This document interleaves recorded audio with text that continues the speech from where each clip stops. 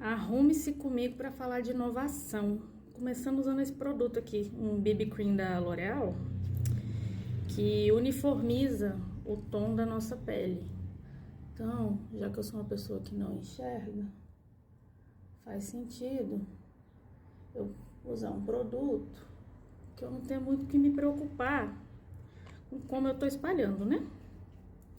Achei um investimento muito bom, mas não é dele que eu vim falar, nem dos produtos que eu vou usar. Vou falar de inovação de maneira geral.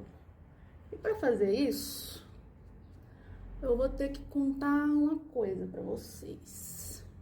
Fazer uma explanação bem rápida. Que houve um tempo em que eu achava que não existia, assim, uma hierarquia entre as deficiências, né? Que existia uma deficiência pior que a outra. Porque cada um tem sua vivência, seu contexto, etc e tal. Mas, com o passar do tempo e com as coisas que eu mesma fui vivendo, eu fui aprendendo que não é bem assim. Não é que exista uma hierarquia propriamente, mas existem sim contextos que são de fato piores do que os outros. Quando você tem uma deficiência cognitiva ou uma deficiência sensorial, as barreiras são ou tendem a ser muito maiores. Por quê? Porque as pessoas acham que resolve tudo com uma rampa, com comando de voz, com coisas nesse sentido e não se atentam a tornar esses recursos acessíveis para quem não enxerga, para quem não ouve, para quem não fala. E aí, estava eu numa palestra em que o método super inovador do palestrante foi passar uma sequência de mais ou menos uns 10 minutos de slide, em que não tinha nenhum som, eram só textos sendo passados de uma coisa para outra, uma tela para outra, textos multicoloridos.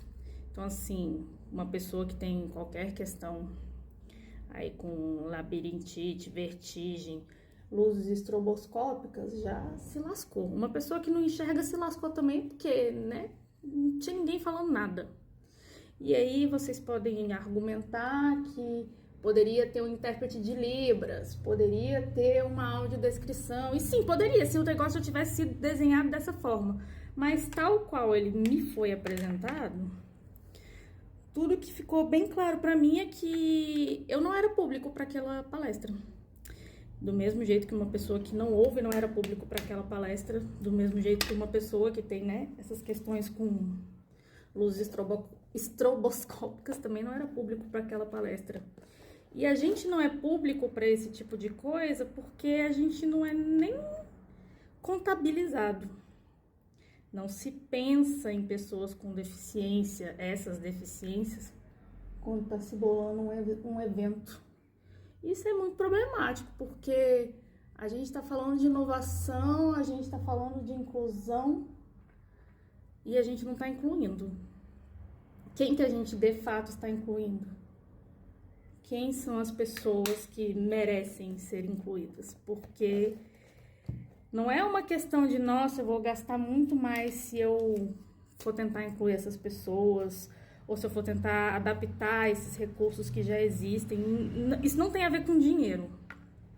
Tem a ver com se eu acho, se eu considero, eu penso nessas pessoas quando eu tô fazendo alguma coisa, e se eu não penso, por que é que eu não penso? Porque eu não conheço ninguém que tem essa questão, porque eu nem sei que essas pessoas existem.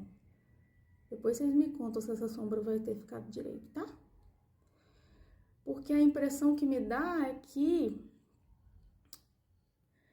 ninguém acha, assim, que pessoas com deficiência visual, pessoas com deficiência auditiva, pessoas com deficiência cognitiva estão aí, aptas para conviver em sociedade.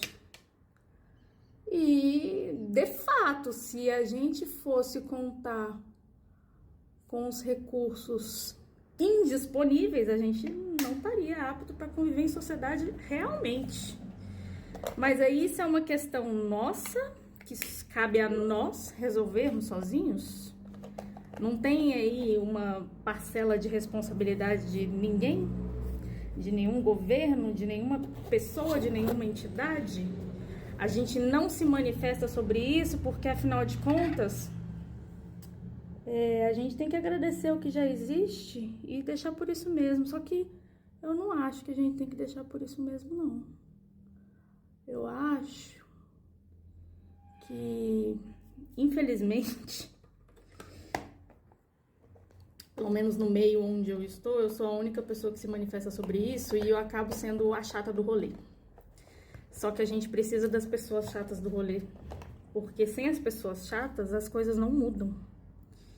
E se as coisas não mudam, como pessoas como eu vão fazer parte, vão agir plenamente ou tão plenamente quanto possível? Já tivemos essa conversa aqui em algum momento, em que eu falava que a independência completa não existe.